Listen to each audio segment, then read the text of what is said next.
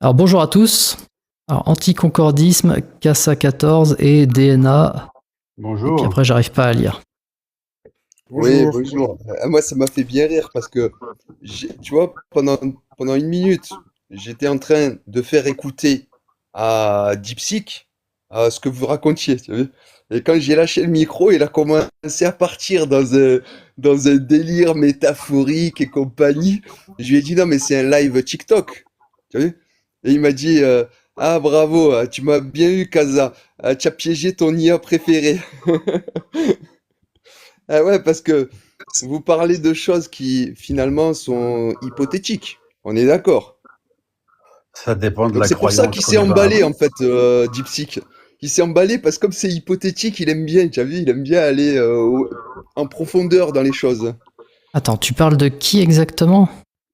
D'une IA, Il parle DeepSeek. d'une intelligence DeepSeek, artificielle. Ah oui, d'accord, ok. DeepSeek, tu sais. Ah ouais, c'est une IA. C'était Mais tout rigolo en d'abord, tout cas ce qu'il a écrit. bonjour à tous. Tout d'abord, j'aimerais savoir, moi par exemple, je suis musulman. Est-ce que vous pouvez dire à peu près, voilà, quelle confession vous êtes, ou est-ce que vous êtes agnostique, athée ou chrétien, pour qu'on sache qui est qui en fait, s'il vous plaît. Je suis aussi partisan de l'existence d'un être créateur nécessaire, qu'on appelle Dieu en français, Allah en arabe, ou effectivement, oui, je suis aussi dans ce paradigme-là. Bon, ok, donc on va dire t'es musulman. Et Kaza, t'es quoi? Ah mais moi je suis musulman, hein. J'agrée Ah, Allah comme mon Seigneur, l'islam comme religion et Mohammed comme d'accord. prophète et dernier des prophètes, que la prière et la paix sur lui. Par contre, je suis pas sunnite moi, hein. D'accord? Parce que vous, Ok, quand ok, vous dites c'est que vous pas. êtes musulman, Non, mais c'est juste pour savoir qui. Et Corbeau, toi, t'es athée, c'est ça? Je suis non-croyant. T'es pas athée? Je n'ai pas de religion. Bah ça dépend ce que tu entends par athée. Bah, athée, c'est celui qui nie l'existence de Dieu, en gros. Soit qui nie l'existence, ou soit qui a pour croyance la proposition que Dieu n'existe pas, que cette proposition est vraie. Voilà. Non, ça c'est pas mon cas. Pour Non, toi, je de pense dire que. qu'il doit être agnostique, il me semble. T'es agnostique alors? Alors, ouais, oui, tu peux dire Bon, agnostique. en fait, c'est simple. C'est simple. Parce qu'en fait, même il y a des athées qui. Est-ce que la proba l'existence d'un être nécessaire, elle est de zéro ou elle est au-dessus de zéro? Voilà, comme ça, je Pour, saurais si. Voilà. pour Elle est au-dessus de moi, zéro, c'est ça? Oui, pour toi. pour moi, ça dépend de ce qu'on appelle être nécessaire. Si par Ouais. être nécessaire, on entend un truc qui existe forcément, oui, j'aurais tendance à penser que ça existe. Par contre, si tu me parles d'un truc qui, euh, qui serait la omnipotent, omniscient, avec une volonté qui serait la cause de tout, ça, j'ai un peu plus de mal. Ben justement, moi, j'entends ça. Omnipotent, omniscient, et qui serait la cause de tous les contingents. Ouais, bah non, moi je crois pas en ce truc-là. Donc la proba, elle est de zéro. Donc oui, t'es athée. Ok. Vas-y, on peut avancer. Ah, j'ai pas dit que la proba était de zéro. Et tu as dit que tu n'y croyais pas. Oui, Donc tu tiens la proposition cet être nécessaire n'existe pas pour vrai. non. Ah, si tu...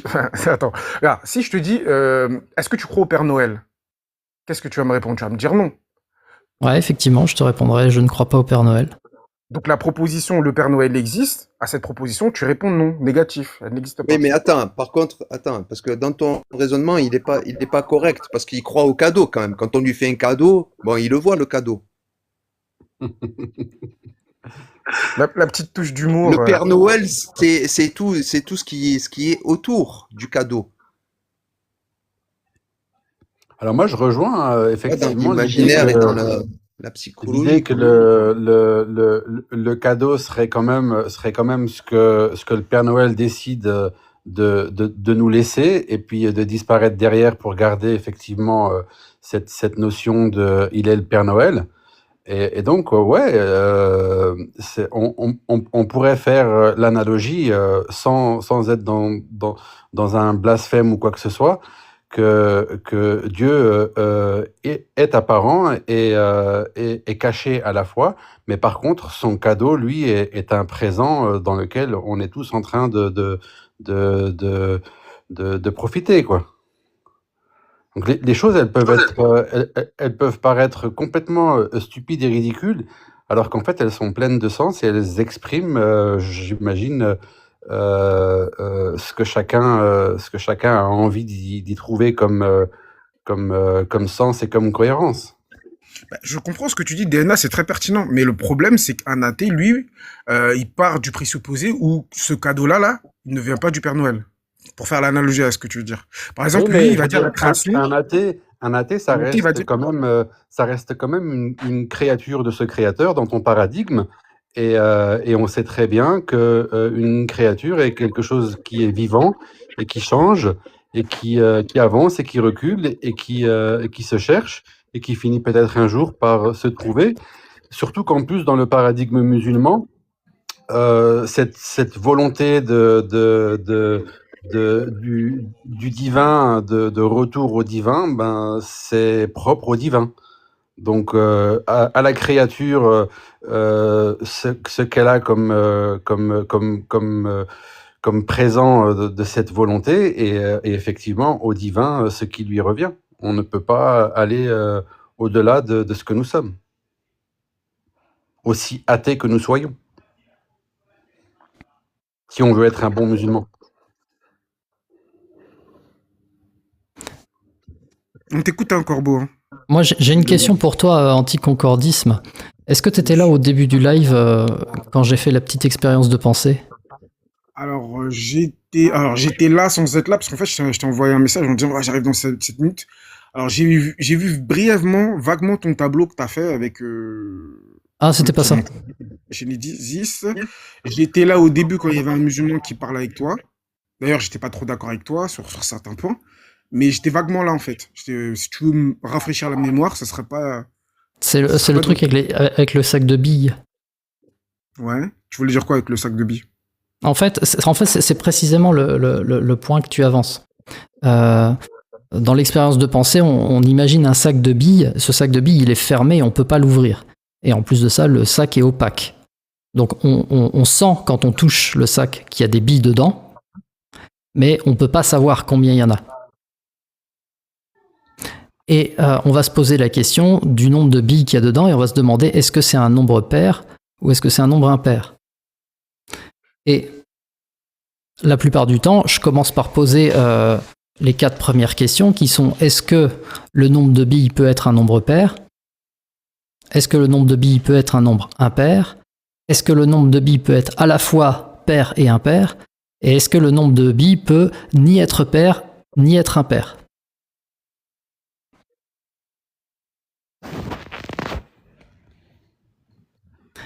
Ah, vas-y, alors, repose tes questions. Ok, est-ce que ça peut être un nombre pair? Oui. Oui, Est-ce que ça peut être un nombre impair? Oui. oui, Est-ce que ça peut être les deux à la fois? Non. oui. À qui a dit oui? Pour moi, oui. Ça peut être les deux à la fois? Le nombre de billes total, tu dis, hein, et ça doit être Dans le vraiment. sac. Non, c'est Euh, soit les billes sont impairs ou soit elles sont paires. Ben oui, si on sait toujours pas combien Faut il y que tu en a, ailles ça peut être les deux. Par contre, ça ne peut pas être ni l'un ni l'autre, parce qu'on sait que c'est un sac de billes. Ah, c'est curieux ça. Tu penses que ça peut être les deux à la fois? Dans quel sûr. cas de figure ça peut être les deux à la fois? Ben, c'est un qubit, c'est pas un bit, Ben, c'est disons pas que- un 0, c'est pas un 1, mais c'est les deux en même temps. Ça peut être On les appelle deux à ça la fois parce que. le paradoxe du chat de Schrader, là, je sais pas quoi, là. Hein. Non, mais C'est une pas question de Schroeder, point de c'est vue. Schrödinger. Ouais, Schrödinger, si tu veux. Ouais, ben, c'est une question de point de vue, en fait. En tant qu'observateur, on ne peut pas déterminer ce qu'est la bille tant qu'on l'a pas vue. Là, tu nous dis, on la voit pas. Ah oui, donc pour toi, il y aurait une superposition d'états du nombre de billes, La quoi. Il serait bille, à la fois pair et elle est du impair. moment que tu la vois. Du moment que tu la vois, la bille, elle est. Mais la bille, elle n'est pas tant que tu l'as pas vue. En plus, c'est un sac opaque. Ben justement, non, moi je suis pas d'accord. La bille, elle est que tu la vois pas. En fait, les choses existent indépendamment de ton esprit, en fait. C'est parce que, c'est-à-dire, en fait, selon ton point de vue, Kaza, si Attends, on va. monsieur un monsieur Attends, anti-secte. je finis. Selon ton point de vue, si on va dans ton point de Anticorporatiste. vue... Attends, ouais, je finis. Selon ton point de vue, si on va jusqu'au bout, c'est-à-dire avant que tu existes, rien n'existait, quoi. Parce que t'avais Non, rien vu, avant de donc voir, rien n'existait. regarde, je vais te donner une analogie facile. Avant de Et voir je un finis, miracle, je finis, ben et pour si toi, t'as le pas vu miracle, la il peut pas limite... exister puisque tu sais Ah, pas ce qu'il Attends, est attends, réellement. Kassa. Attends, Kassa. ouais, je finis. Je finis Laisse-le juste avec finir, s'il te cet plaît. exemple. Donc ça veut dire que si t'as pas vu l'Amérique, donc l'Amérique n'existe pas. Ben non, une chose est indépendamment de ton esprit, en fait, de ta vue, de ta perception. La chose, elle est. Bon, alors du coup, je vais continuer avec anticoncordisme. Parce que je pense que t'as répondu. Donc du coup, toi, t'as répondu oui. Ça peut être père, oui, ça peut être impair, non, ça peut pas être les deux à la fois, et non, ça peut pas être ni l'un ni l'autre. Le tiers exclu, quoi, Ouais. de base. Bah, en fait, oui, c'est ça. Ça sert juste à voir si on prend les axiomes de la logique. Et donc maintenant, la question intéressante, c'est est-ce que tu crois que le nombre de billes est un nombre pair? C'est pas, en fait. Attends, excuse-moi, t'as dit je sais pas? Non, je sais pas. Je Mais peux pas croire, puisque je sais pas. alors, la question, c'est pas est-ce que c'est un nombre pair? Parce que ça, effectivement, l'énoncé de l'expérience t'empêche de le savoir. La question, c'est est-ce que tu crois? Bah non, je ne crois pas que c'est un nombre Ok. pair, puisque je ne sais pas le contenu du sac. Donc, tu ne crois pas que c'est un nombre pair. Ok, très bien. Est-ce que tu crois que c'est un nombre impair? Bah non, je crois pas. Exactement. Eh ben, en fait, ma position vis-à-vis de Dieu, c'est pareil. Est-ce que je crois qu'il existe? Non. Est-ce que je crois qu'il n'existe pas? Non. Est-ce que parce que je ne crois pas qu'il existe, ça veut dire que je crois qu'il n'existe pas? Ben non, ce serait comme dire parce que je ne crois pas que le nombre de billes est un nombre pair, ça veut dire que je crois que c'est un nombre impair. Ah, d'accord. Ok. Donc voilà ma Donc, position. la question, elle Mais en est fait, tout aussi ouverte que la réponse, quoi. non, mais en fait, je vois ce que tu veux dire, hein, mais j'ai compris. Mais en fait, mon croit pas, ce serait plutôt de l'ordre de je ne sais pas, en fait. Ce sera pas plutôt dans le sens où je ne crois pas que c'est un nombre de paires. Parce qu'en fait, ce serait une position fausse. Ça pourrait être une position fausse. De dire que je ne crois pas que c'est un nombre pair. Moi, ma position, ce serait plutôt de dire, parce qu'en fait, je vois ce que tu veux dire.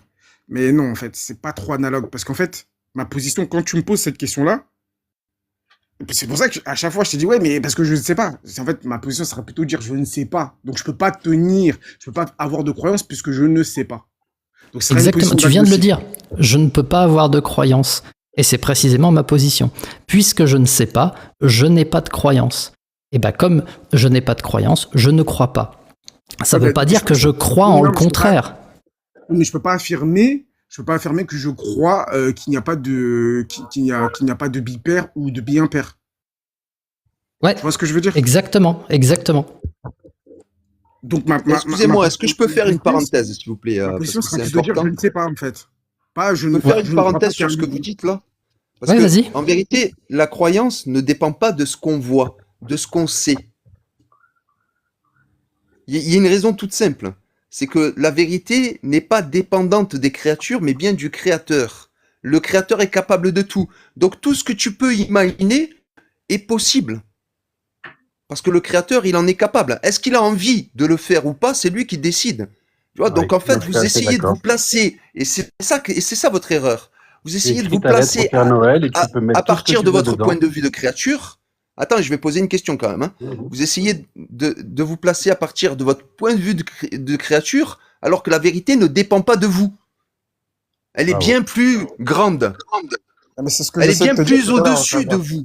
Et au-dessus de moi, au-dessus de toute chose. D'accord? Donc la question c'est, euh, est-ce que, est-ce que votre dépendance à l'observation et à ce que vous êtes permet de déterminer une certaine vérité? Mais en fait, pour revenir avec ton sac de billes, en fait, le mot final, en fait, la proposition de dire je ne crois pas qu'il y a un sac, enfin, que les billes sont impaires ou paires, ce serait faux, en fait, puisque je ne sais pas. La vraie position serait dire je ne sais pas, en fait. Donc, affirmer que je ne crois pas, bah, c'est une proposition fausse. C'est exactement, en fait, parce que tu as voulu me faire un parallèle pour dire que toi, en fait, non, tu n'affirmes pas l'inexistence. Mais si tu dis je ne crois pas en son existence, bah, tu affirmes son inexistence. C'est aussi simple que ça. C'est comme si tu disais le Père Noël, je ne crois pas à son existence, bah, tu affirmes son inexistence. Ah bon? Avec moins de conviction que celui qui dit qu'il n'existe pas. Certes, c'est une autre formulation, c'est moins de conviction, mais c'est la même chose au final. C'est l'affirmer, tenir la proposition que le Père Noël n'existe pas, peu importe les raisons, hein, qu'il n'y a pas de preuve, que tatati tatata, est vrai. Tu vois ce que je veux dire ou pas?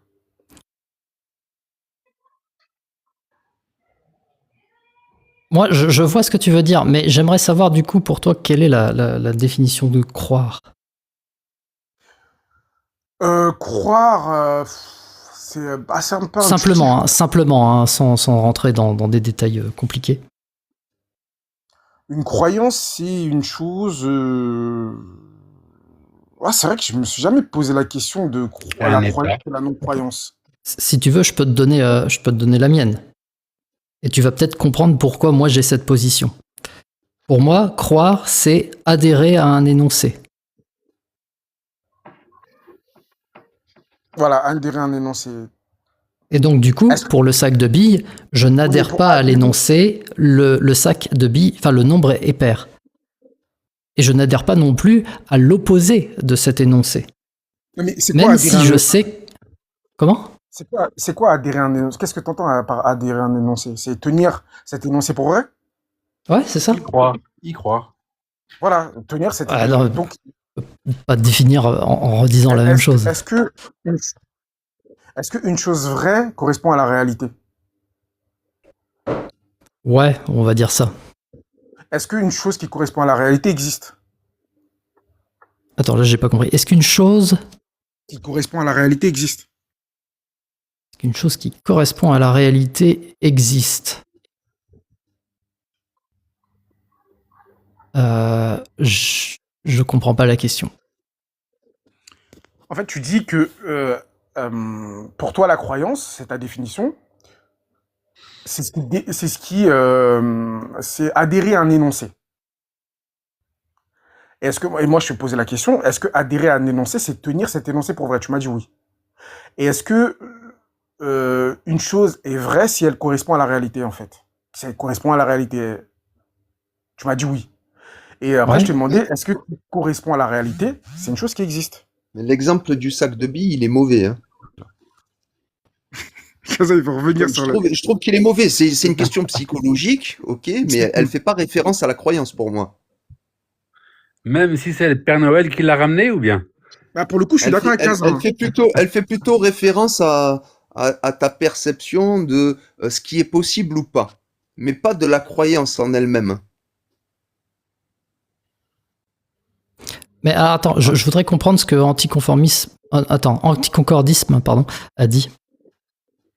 En gros, moi, j'aurais tendance à définir ce qui correspond à la réalité comme une chose qui existe, indépendamment de l'esprit, extramentalement. Ouais. Donc, en fait, si on prend ma définition, parce que je voulais voir si tu avais la même définition, si on prend ma définition, bah, tu dis exactement la même chose que moi. En fait, ça, c'est un truc philosophe. Mais je te comprends, hein, les athées, vous avez... Enfin, pas toi. Quand je dis les athées, je parle pas de toi, parce que t'es pas athée, visiblement.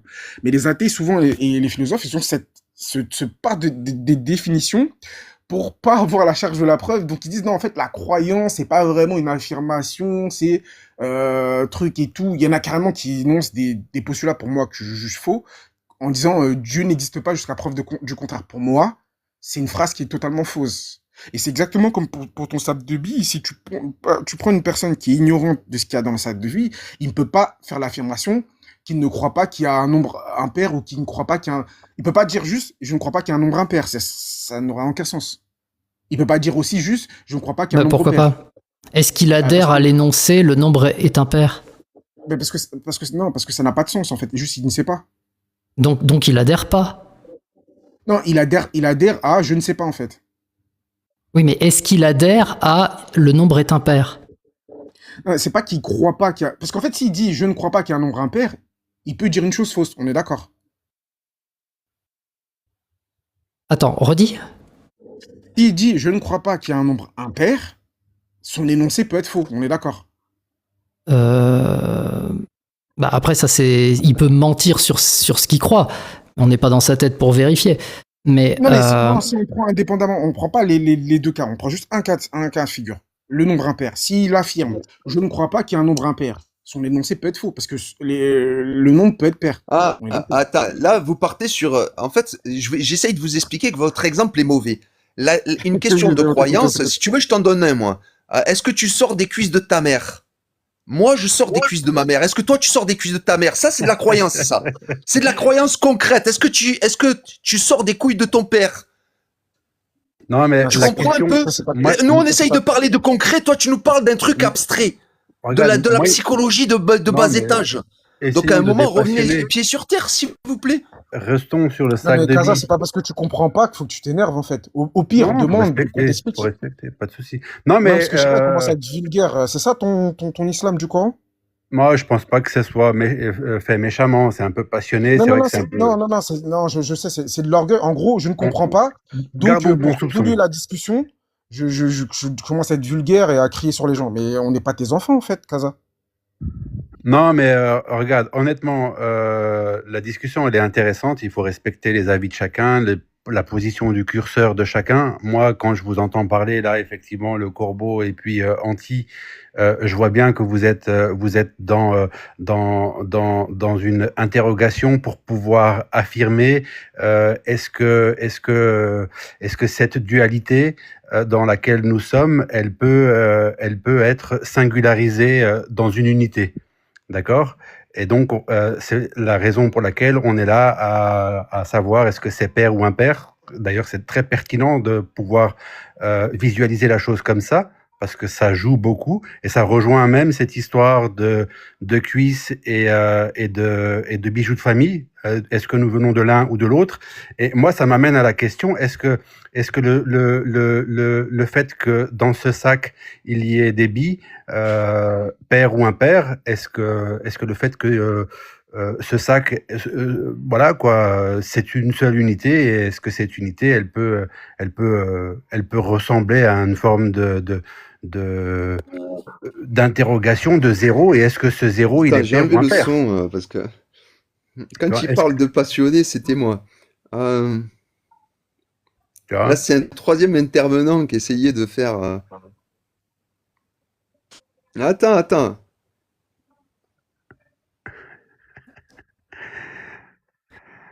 C'est un peu compliqué parce que voilà, vous étiez en train de discuter, moi j'écoutais attentivement, mais après, ouais, voilà, moi je suis partisan quand même que dans ce sac, ben, il est possible qu'il n'y ait rien dedans, tu vois. Il est possible que ça soit simplement un sac, je l'ai pas touché, l'énoncé est l'énoncé, mais voilà, hein, l'énoncé peut être aussi tout aussi mystérieux que le sac et ce qu'il y a dedans, quoi. Ça dépend de nos croyances, ça dépend de notre esprit aussi, hein, ça dépend de beaucoup de choses en fait, il y a beaucoup de facteurs. Mais après, moi, j'ai fait l'expérience de penser selon le corbeau, hein, c'est lui qui amène tout ça. J'essaye de me cadrer là-dedans, même si c'est voilà, hein, pas toujours évident de se comprendre. Dena, toi, tu Mhm. connais un petit peu le concept d'être nécessaire? Ça te parle un peu? C'est un petit peu vague, c'est Ouais, flou. j'en entends parler, mais moi, quand on me parle de nécessité, je peux pas le concevoir sans le fait qu'il y ait un besoin derrière.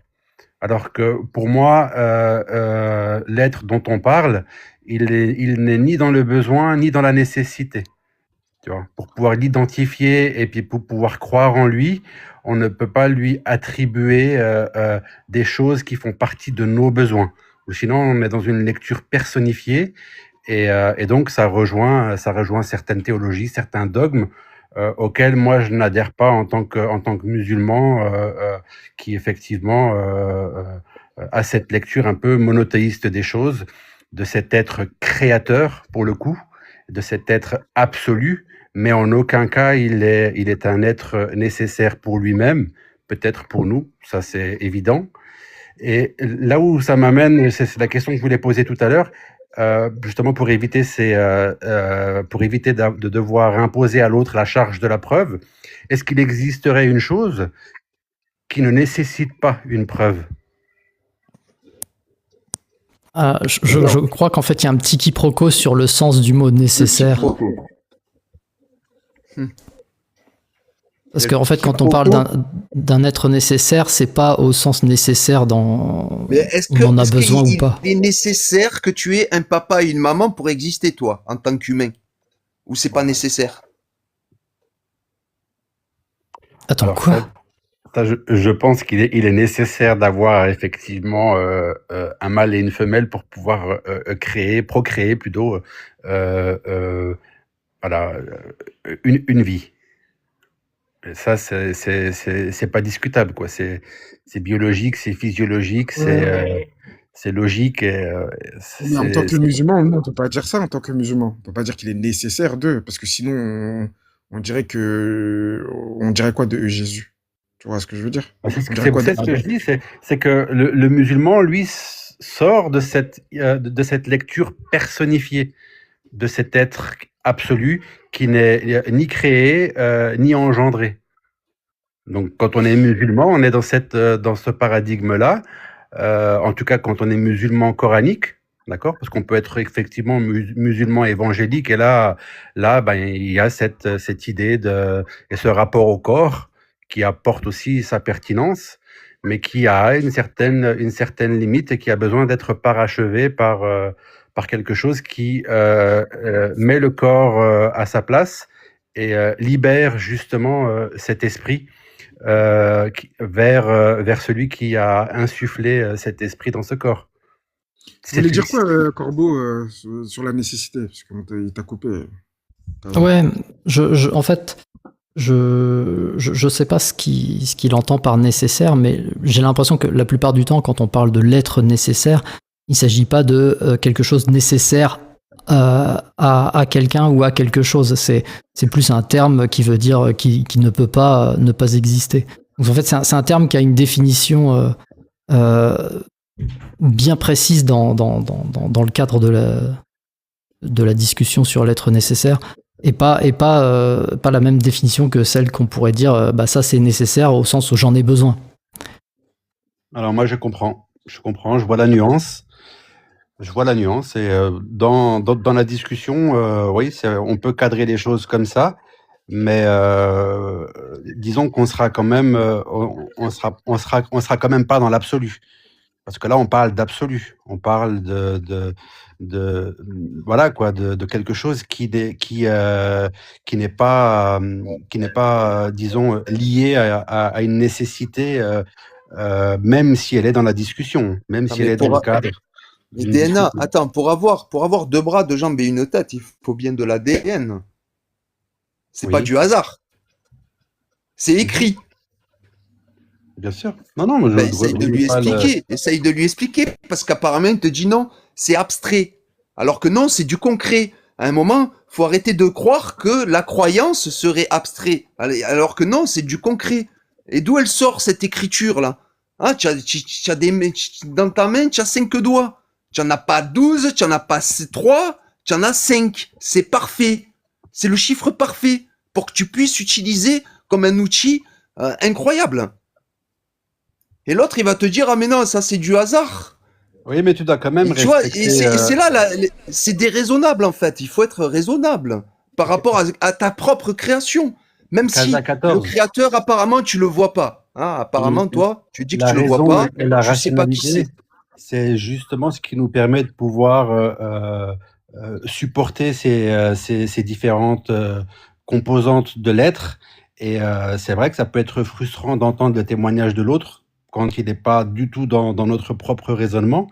Mais par contre, il y a ce respect, tu vois, dans la discussion, tu vois, qui fait qu'on n'a pas le choix, quoi. On doit supporter même ce qui nous paraît complètement irrationnel. Et pour moi, hein, je reste persuadé que la rationalité n'est pas quelque chose d'étranger à la croyance de cet être absolu qui est en dehors de tout ce qui est créé.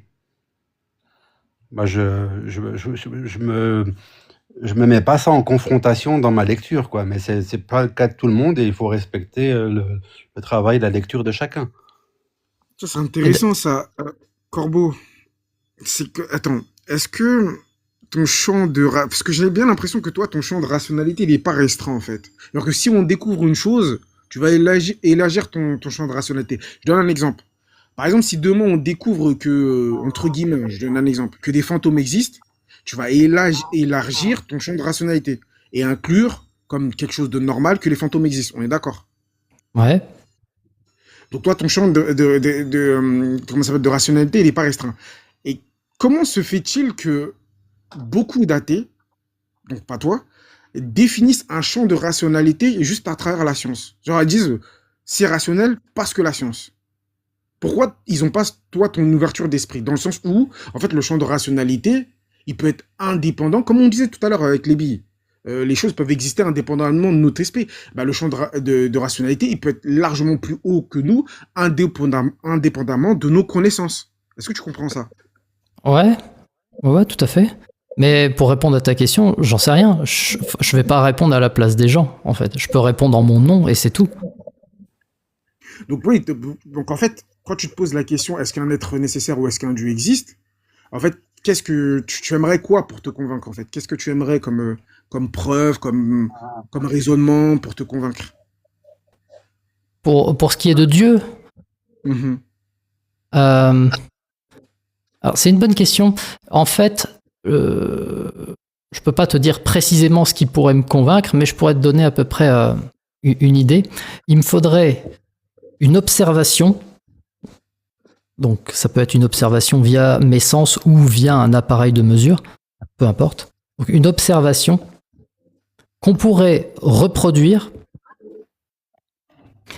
et de quelque chose pour lequel l'explication la plus parcimonieuse impliquerait l'existence de Dieu.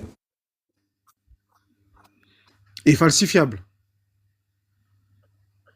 Oui, c'est ça. En fait, l'idée, c'est que si on peut trouver une autre explication plus simple, plus parcimonieuse que Dieu, alors ça remplit pas mes critères. Il faudrait que toutes les explications plus parcimonieuses soient réfutées. Mais le corbeau, tu vois, quand tu dis répétable, il n'y a pas de problème, tu vois. Mais pour nous, c'est une question de point de vue. Pour nous, la naissance d'un enfant, c'est un miracle, tu vois. Toi, par exemple, bon, tu n'as pas, tu te souviens peut-être pas quand tu es sorti des cuisses de ta mère, hein, comme moi. Bon, on s'en souvient pas. Mais on peut quand même tous attester que les enfants sortent des cuisses de leur mère, quand même. C'est pas quelque chose qui est on va dire, extravagant. Hein? Ok. Et donc?